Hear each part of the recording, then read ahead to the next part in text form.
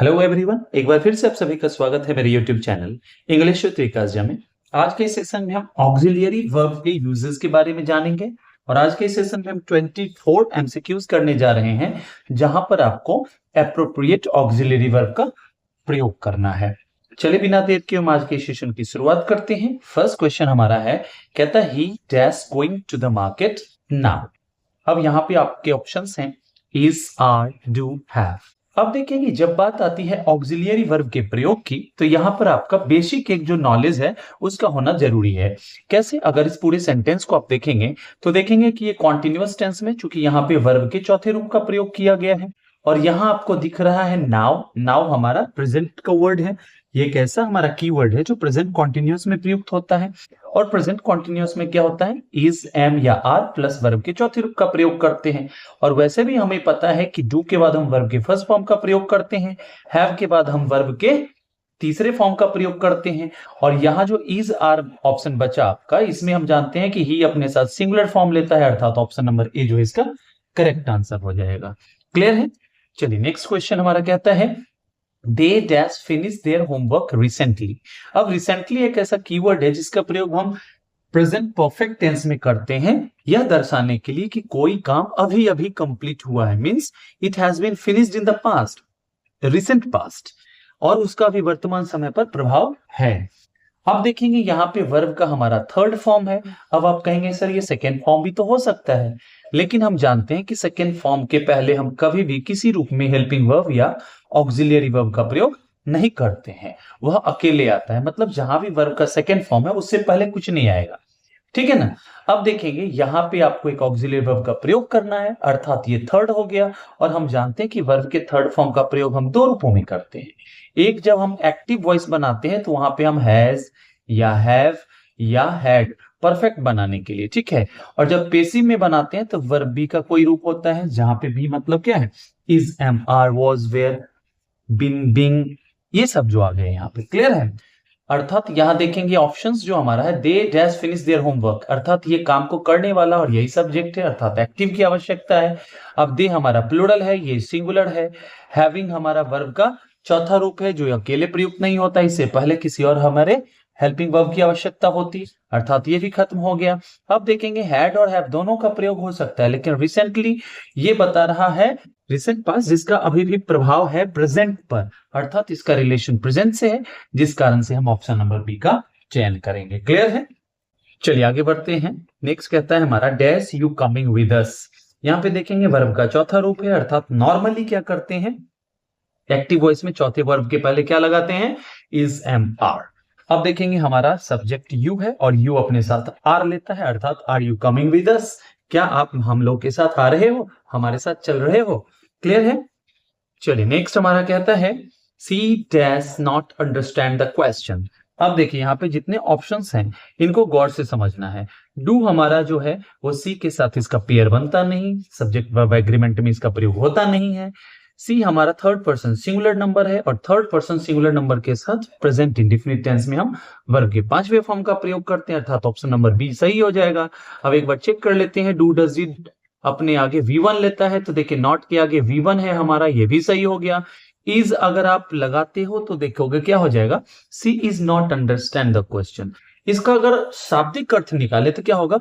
वह एक समझ क्वेश्चन नहीं है, मतलब उसको आप क्या बता रहे, क्वेश्चन बोल रहे हो या अंडरस्टैंडिंग बोल रहे हो उसको, जो कि ये भी क्या है, मीनिंग करेक्ट नहीं दे रहा है। और ऑप्शन नंबर अगर डी की बात करें तो ये अपने साथ वर्ब के तीसरे फॉर्म का प्रयोग करता है एक्टिव वॉइस में परफेक्ट टेंस बनाने में, अर्थात ये देखेंगे V1 है, इसका भी प्रयोग गलत माना जाएगा। चलिए नेक्स्ट हमारा कहता है we dash been waiting for hours. यहाँ पे देखिए हम लोग क्या कर रहे हैं, इंतजार कर रहे हैं। बिन हमारा वर्ब का थर्ड फॉर्म है, इसके बाद हम देखेंगे ये क्या है, हमारा वर्ब का चौथा फॉर्म है। और फॉर आवर्स ये ड्यूरेशन की बात कर रहा है और वेटिंग हमारा कंटिन्यूटी की बात कर रहा है। इसका मतलब है कि कुछ काम जो है, कुछ काम, इसका मतलब है कि किसी काम का कुछ पार्ट कंप्लीट है और कुछ पार्ट अभी जारी है, क्योंकि यह घंटों से चल रहा है। मतलब यहाँ जब अभी बताया जा रहा है कि जारी है, लेकिन कुछ घंटों के काम तो कंप्लीट हो चुके हैं। और बिन हमारा वर्ब का थर्ड फॉर्म है, कभी भी अकेले नहीं आता, ऑक्सिलरी वर्ब आ जाएगा। वी के साथ हम क्या करते हैं, हैज का प्रयोग करते ही नहीं है। और देखिए आर और वर का प्रयोग अगर हम करें तो फिर क्या दिक्कत आएगी यहाँ पे, ये हमारा हो जाएगा प्रेजेंट कॉन्टिन्यूअस टेंस, ठीक है ना, और पास्ट कॉन्टिन्यूअस टेंस। और पास्ट कॉन्टिन्यूअस में हम ये नहीं दर्शाते हैं कि कितने समय से कोई काम चल रहा है, इसके लिए हम करते हैं परफेक्ट कॉन्टिन्यूअस टेंस। और परफेक्ट के लिए क्या करते हैं, हैज या हैव या हैड का प्रयोग करते हैं। अब आप समझ गए होंगे किसका प्रयोग करना है, ऑप्शन नंबर सी का। क्लियर है? चलिए नेक्स्ट हमारा कहता है he does not like playing football। अब कहते हैं he does not like playing football, वह फुटबॉल खेलना पसंद नहीं करता है, मींस उसको ये पसंद नहीं है क्या कि वह फुटबॉल खेले। अब ही के साथ हम इज का प्रयोग करते हैं, डज का भी करते हैं, डू का तो कतई करते नहीं, हैज का भी करते हैं। लेकिन हैज के बाद हम देखेंगे वर्ब का थर्ड फॉर्म आएगा, ये भी छट गया। डू और डज के बाद हम इसका V1 का प्रयोग करते हैं, अर्थात ऑप्शन नंबर ए आ जाएगा। इज के बाद हम करते हैं वर्ब के चौथे या थर्ड फॉर्म का। अगर एक्टिव वॉइस है तो चौथा, लेकिन यहाँ पे देखेंगे ये पहला वाला वर्ब, ये तो हमारा नॉन फाइनाइट वर्ब है, ये एक जिरन के रूप में काम कर रहा है, ये चीज देखना है आपको, अर्थात ऑप्शन नंबर बी भी आपका गलत हो जाएगा। क्लियर है? चलिए नेक्स्ट कहता है you does not tell lies.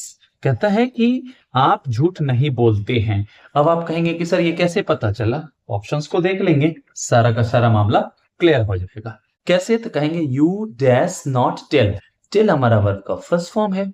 अब देखेंगे यू के साथ तो डज का प्रयोग होता नहीं है, डू के बाद हम वर्ब के फर्स्ट फॉर्म का प्रयोग करते हैं, ये भी सही है हमारा। आर के बाद हम या तो वर्ब के थर्ड फॉर्म का प्रयोग करते हैं पैसिव वॉइस के लिए, या हम वर्ब के चौथे रूप का प्रयोग करते हैं, और दोनों ही हमारा टेल जो है इसका वर्ब फॉर्म नहीं है। और हैव के बाद हम क्या करते हैं, वर्ब के थर्ड फॉर्म का प्रयोग करते हैं, और ये हमारा फर्स्ट फॉर्म है, अर्थात ये डी और सी, ये दोनों ऑप्शंस आपके एलिमिनेट हो गए, अर्थात आपका ऑप्शन नंबर बी जो है करेक्ट आंसर हो जाएगा। अब आपके मन में आएगा कि सर यहाँ पे हम डू क्यों लगाए। अब देखो you do not tell lies, ये हमारा सेंटेंस जो है ना इम्फेटिक बना है। इम्फेटिक का मतलब होता है जोरदार, जब आप किसी चीज को जोरदार बनाते हो उस पर स्ट्रेस डालते हो, ठीक है ना। अर्थात यहाँ पे क्या बताया जा रहा है, वह झूठ तो नहीं बोलता है, नहीं झूठ तो नहीं बोलता है, मतलब आप उस चीज पे एम्फेसिस डाल रहे हो। क्लियर है? इस अर्थ में हम इसका प्रयोग करते हैं। चलिए नेक्स्ट हमारा कहता है इट डैश रेनिंग आउटसाइड। अब देखिए यहाँ पे बताया जा रहा है कि सिर्फ एक्शन कंटिन्यूअस है, प्रोग्रेसिव है। अब यहाँ पे ये चीज नहीं बताया गया है कि कितने समय से कोई चीज घटित हो रही है, बारिश हो रही है।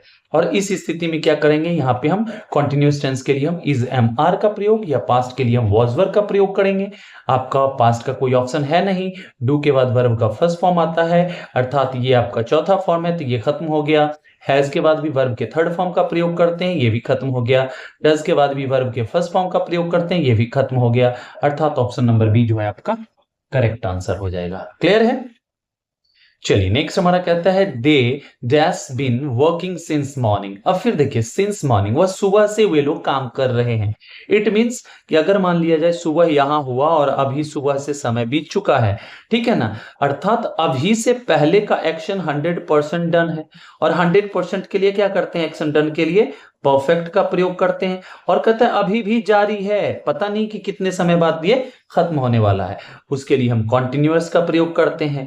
अर्थात परफेक्ट कॉन्टिन्यूअस में हम क्या करते हैं, हैज या हैव या had plus been plus verb के चौथे रूप का प्रयोग करते हैं। अर्थात यहाँ किस चीज का प्रयोग होना है, हैज हैव हैड में से किसी एक का, और उनमें से सिर्फ हैव मौजूद है, अर्थात ये आपका करेक्ट आंसर हो जाएगा। अगर इज दे रहे हो या वॉज दे रहे हो या आर दे रहे हो, जो भी यहाँ पे उपयुक्त होगा, उसके लिए क्या हो जाएगा, आपको सिर्फ ये दर्शाना होगा कि कोई चीज जारी है, ये नहीं मेंशन करना है कि कितने समय से या कब से। समझ में आई बात? अर्थात ऑप्शन नंबर सी जो है इसका करेक्ट आंसर हो जाएगा। चलिए नेक्स्ट हमारा कहता है आई डैश ऑलरेडी ईटन, मैं ऑलरेडी खा चुका हूं।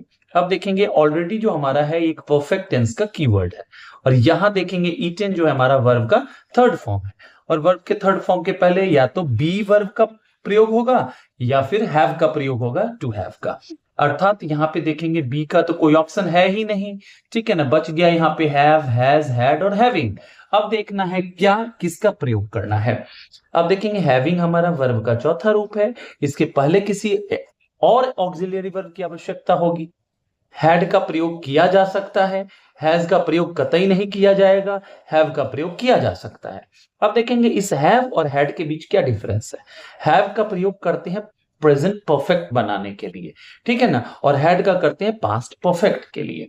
और पास्ट के हम किसी एक्शन की बात जब करते हैं और उसको जब हम परफेक्ट टेंस में बनाते हैं तो उसका सीधा मतलब होता है कि पास्ट की कोई एक्टिविटी जो दूसरे एक्शन के शुरू होने से पहले 100% कंप्लीट हो चुका था। जैसे हम बचपन से बनाते आ रहे हैं ना ट्रांसलेशंस, क्या बनाते थे, मेरे पहुंचने से पहले ट्रेन खुल चुकी थी। अब बता रहे हो कि पहला काम जो था ना ट्रेन के खुलने का वो 100% डन हो गया था, कंप्लीट हो गया था, उसके बाद मैं वहां पहुंचा। यहाँ पे ये चीज ध्यान देना है आपको, पास्ट के जितने भी परफेक्ट टेंस के होते हैं ना उसमें कहीं ना कहीं इस बात का आशय होता है, इस तरह के मीनिंग को कन्वे करता है। इस लिहाज से हम ऑप्शन नंबर ए का चुनाव करेंगे। अगर इसका संबंध किसी भी पैसेज में होता और वहां पे पास्ट की बात की जाती देन आप जरूर चूज करते ऑप्शन नंबर डी, ठीक है ना। चलिए नेक्स्ट हमारा कहता है वेयर डैश ही गोइंग। अब पूछा जा रहा है कि वह कहां जा रहा है। ही गोइंग, गोइंग है यहाँ पे वर्ब का चौथा रूप। फिर आप क्या करेंगे, वर्ब बी का प्रयोग करेंगे एक्टिव वॉइस के लिए। क्लियर है ना, अर्थात यहाँ ऑप्शन देखेंगे कि ही के अकॉर्डिंग कौन सा आ रहा है। ही अपने साथ आर नहीं लेता है, डू के बाद हम वर्ब के फर्स्ट फॉर्म का प्रयोग करते हैं, यहाँ चौथा रूप है। फिर हैज के बाद वर्ब के थर्ड फॉर्म का प्रयोग करते हैं। अब बचा एक ऑप्शन नंबर ए, यही आपका करेक्ट आंसर है। क्या हो जाएगा, वेयर इज ही गोइंग, वह कहां जा रहा है। क्लियर है। चलिए नेक्स्ट हमारा कहता है she dash been ill for 2 days। अब कहता है कि वह 2 दिनों से क्या है, बीमार है। 2 दिनों से मतलब 2 दिन पूरे हो गए हैं, 2 दिन 100% पूरे हो गए हैं और अभी भी बीमार है, पता नहीं है कितना दिन और चलेगा, ठीक है ना। इस स्थिति में देखेंगे यहाँ पे बिन जो है ना वर्ब का थर्ड फॉर्म है और हम सब जानते हैं कि वर्ब के थर्ड फॉर्म के पहले हम क्या करते हैं, एक हेल्पिंग वर्ब का प्रयोग करते हैं। हैविंग हमारा ये हेल्पिंग वर्ब तो होगा बट ये वर्ब के चौथे रूप में, अर्थात इसके पीछे भी आपको हेल्पिंग वर्ब लगाना होगा। क्लियर है, जो कि यहाँ पे उपयुक्त लगता नहीं है। सी के साथ हैव का प्रयोग होता नहीं है। इज का प्रयोग अगर कर दें, सी इज बिन इल, तो इसका मतलब हो जाएगा उसको इल बनाया जाता है, इस तरह का मीनिंग आ जाएगा जो कन्वे नहीं कर रहा। वैसे भी हम देखेंगे इज एम आर के बाद हम बिन का प्रयोग नॉर्मली नहीं करते हैं। क्लियर है, अर्थात बचा ऑप्शन नंबर सी, यही आपका करेक्ट आंसर हो जाएगा। She has been ill for 2 days, वह 2 दिनों से बीमार चल रही है या बीमार है। क्लियर है। चलिए नेक्स्ट हमारा कहता है dash you seen this movie before. अब कहता है क्या आप इस मूवी को पहले देख चुके हो, ठीक है ना। अब यहाँ पे देखेंगे वर्ब का ये थर्ड फॉर्म है और फिर आपको क्या करना है, हैज हैव हैड में से चुनाव करना है। क्यों, क्योंकि यहाँ ऑप्शन जो हमारा है डू का ये अपने साथ V1 लेता है, यहाँ थर्ड है। हैविंग फिर वही बात कि ये हमारा चौथा फॉर्म है, इसका प्रयोग नहीं किया जाएगा। इसके पीछे अगर कोई होता तब एक बार हम कंसिडर करते, बट ऐसा नहीं है। यू के साथ हम हैज का प्रयोग करते नहीं है। बच गया ऑप्शन नंबर ए और यही हो गया आपका करेक्ट आंसर। क्लियर है। नेक्स्ट हमारा कहता है We dash going to visit him tomorrow। अब देखिए यहाँ पे हमारा कॉन्टिन्यूअस टेंस है, प्रेजेंट का कॉन्टिन्यूअस टेंस है, लेकिन यहाँ टुमारो एक फ्यूचर के कीवर्ड के रूप में प्रयुक्त होता है। अब यहाँ पे प्रेजेंट कॉन्टिन्यूअस का भी प्रयोग करते हैं फ्यूचर के किसी ऐसे एक्शन की बात करने के लिए जो आप ऑलरेडी प्लान कर चुके हो, सिर्फ उसको मूर्त रूप देना बाकी है। Means your all plannings have been done, means you have to do it only. अब सिर्फ करना बाकी है, उस चीज को मूर्त रूप देना बाकी है। क्लियर है ना।